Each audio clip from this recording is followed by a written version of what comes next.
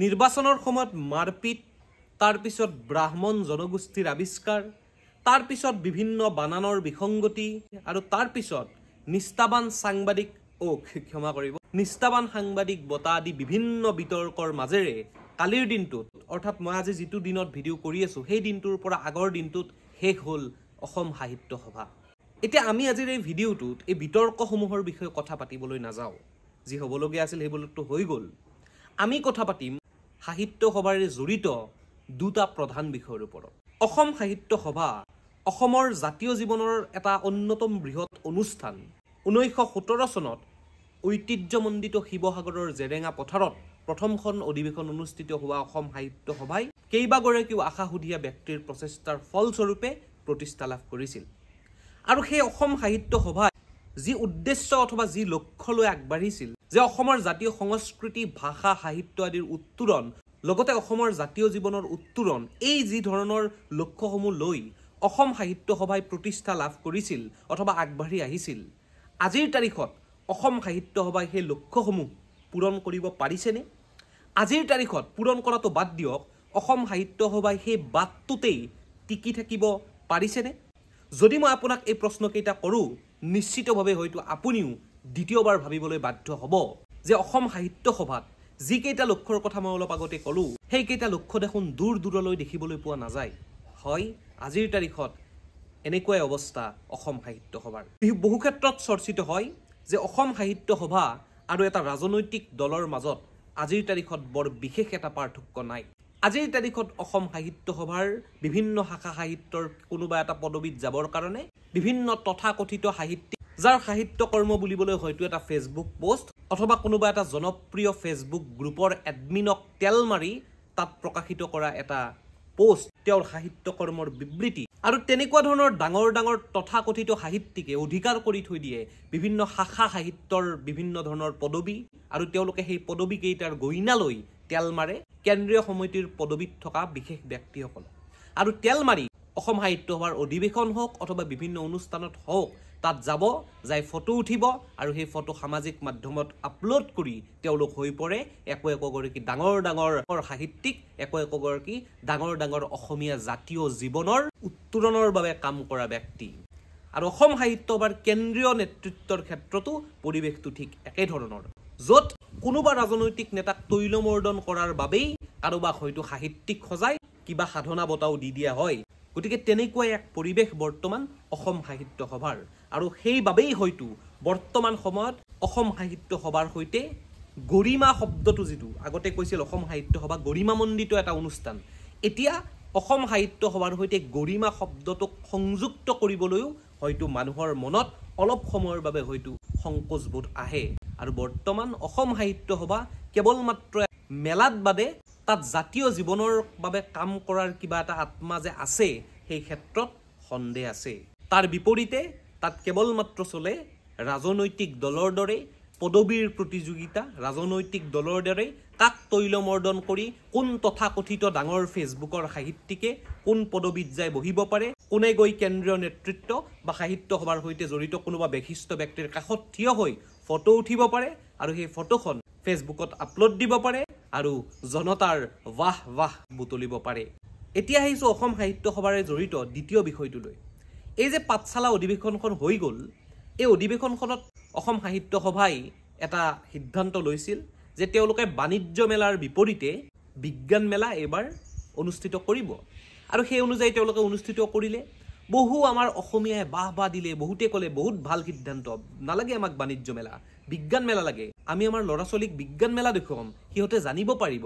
এতিয়া কথাটো হৈছে অসমীয়া জাতিটো যে আজিৰ তাৰিখতো ব্যৱসায়ৰ ক্ষেত্ৰত পিছপৰা, অসমীয়া জাতিটোৰ যে ব্যৱসায়িক সত্তা বুলিবলৈ একো এটা নাই, তাৰ কাৰণটো এইবিলাকে। আজিৰ তাৰিখত অসমৰ যদি গুৱাহাটী মহানগৰৰ পৰা আদি কৰি বিভিন্ন সৰু বৰ নগৰ চহৰসমূহলৈ আমি যাওঁ, তেতিয়াহ'লে সেইসমূহৰ যিটো ব্যৱসায়িক দিশ বা ব্যৱসায়িক যিখন সমাজ, সেই ব্যৱসায়িক সমাজখনক কেৱল মাত্ৰ এটা জনগোষ্ঠীয়ে আধিপত্য স্থাপন কৰি থৈ দিছে। তাত অসমীয়াত্ব বুলিবলৈ একো নাই।